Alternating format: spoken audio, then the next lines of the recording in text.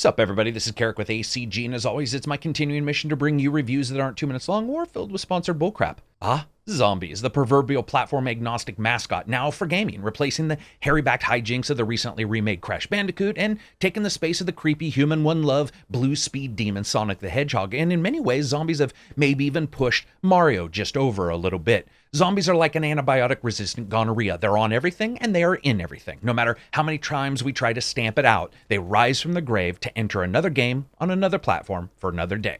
And today, we have Purge Outbreak, which is basically one half McDonald's game put together seemingly by computer assistants, and one half attempt at delivering an easygoing horde mode style zombie game. Let's see how it did, shall we? Purge Outbreak is out July 14th for $14.99 on Steam. As always, if you like the video, maybe subscribe. So here's my review for Purge Outbreak. Killing zombies at kung fu theater speeds, undead sprouting bushes, and the world's most cerebral gunman. Graphics are up first. You know what? It's $14.99. It's not going to look like Far Cry, but to say I was disappointed is a little bit like saying that a slightly stupid person thinks that euthanasia is a story about middle schoolers taking a trip to Japan for the week. Because I was, and they are. Even with the 1080 and the i7 at 4.6, the game still dropped below 60 FPS at 1080p resolution, and while fighting through the various odd graphical options, none of them ever actually removing the seemingly ironclad mouse smoothing that infected the entire title. It just actually never ran that well, and always felt like it was one step behind or one step away from crashing. And sadly, crashing it did many times. Now, one of the ways I was able to get a smoother frame rate is to adjust the anti-aliasing, but I have to say, with this game, if there's no anti-aliasing, goddamn is it ugly. Also, a little public service announcement for those of you with aggression issues. Do not alt-tab out of this game. No, seriously, not even as a friggin' test. Frankly, usually signing out was the only way to fix some of the slag that this left in my system. And since technically full screen is the only way you can play this game, please make sure you don't have anything else on your system that might have a prompt alert, warning, text message, hint, emoji, or friggin' hieroglyphic that could pop up, because if it does, the game is going to pop you out, and if you try to get back in, there's a very good chance that the mouse is going to be 75 inches to the left of where it really is, and if you attempt to push on hoping that the game's going to magically fix itself when you load a level, think again, because there's a good chance you're going to be playing the Helen Keller version of this game with no visuals and just obtuse sounds to react to. Of course, once you do get into the game, you're going to find yourself running across 5 or 6 different levels, sprinting around shooting folks in the face, and experiencing what can only be the slowest reload animation ever created. I swear to God, he's contemplating humanity's place in the universe with every clip and magazine reload. The issue here is the zombies are like Seattle drivers. They're not going to stop for shit, and the number of times I died while the character stood there, full gun in hand, just pondering the practicality of some kind of zombie-ran telephone Ponzi scheme was far too high. It was just insane.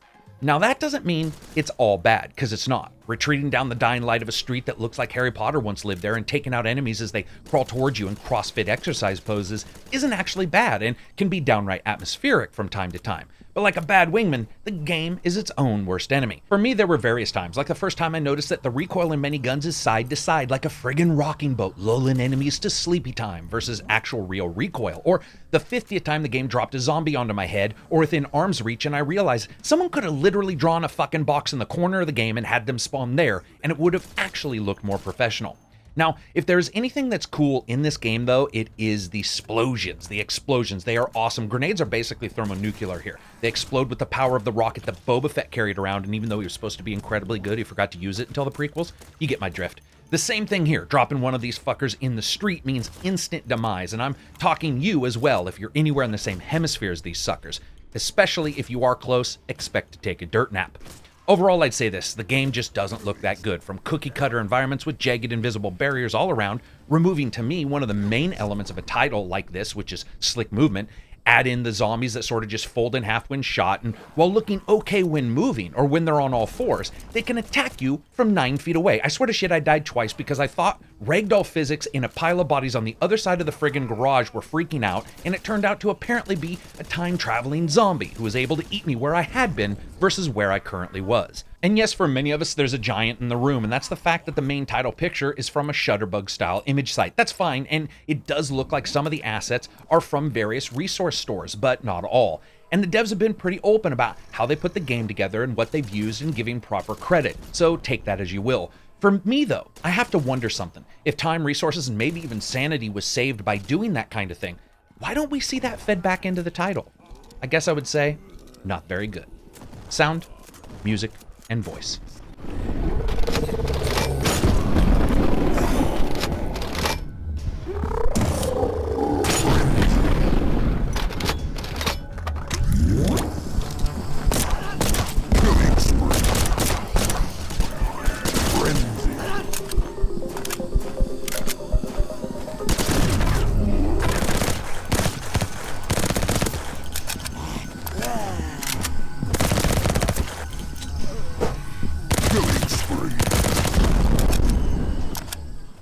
And of course, when it comes to the audio categories, sound is going to be up first. And honestly, this isn't that bad. And while they do have a noticeable dearth of true environmental processing, meaning for the most part, whether you're neck deep in bipedal attackers all treating you like the world's last hungry man, or you're jetting through the innards of a mysterious police station shitter, the guns will usually pretty much just sound like their original samples with very little audible change-ups. Now that being said, the different guns all had various sounds, and it was quite easy to separate the chatter of the Uzi from the thicker throb of a large caliber SMG that I can upgrade to, so there was some hit and miss here. Music. Apparently everybody knows where the O-Gun plugin for Fruity Loops is again. Nah, I'm just kidding, but it's not much better than that, with a series of very forgettable, throbbing notes that play and occasionally up-tempo as the action gets hot and heavy. It's forgettable, so much so, I really can't remember it even now. Voice. Not much, just some invisible dude who yells out "killing spree" and other stuff like that. It's fine, but if it was gone, I doubt anyone would have ever realized it was probably there in the first place. Gameplay. And as always, a bit about the story. So here you survived a zombie outbreak. Actually, a few people did. And in this new world, apparently, there's no interconnected connections to locations. So you bounce from level to level fighting off enemies. And in wave mode, you have a drone that you can buy items from between waves and upgrade. And in the survival mode, enemies drop items Death Pinata style continually until you finally die. And that's about it. You have the ability to choose 4 difficulties, which range from "dear Christ, these guys don't stand a chance" to "welcome to the end screen." And to me, that's where the issues start. Actually, the issues pretty much started the moment I turned this on. A game like this hinges on its playability, the desire for a player to go from level 1 to level 2 and so on, so that they jump into your research tab to buy new upgrades because it's fun and it works and because it all feeds into itself. Dead Purge doesn't only not work, at many times it actively hurts itself. It's not the odd invisible barriers that hang around the game world in completely odd places. It's doorways you suddenly can't get through without being perfectly aligned down the center and require NASA-level math like you're planet boosting to an outer rim.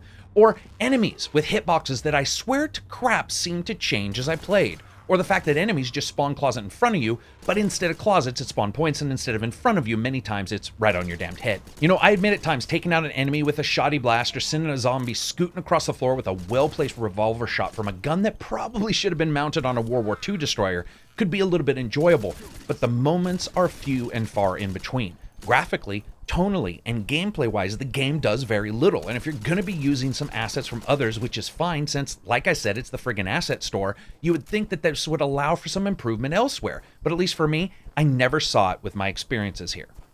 Fun factor.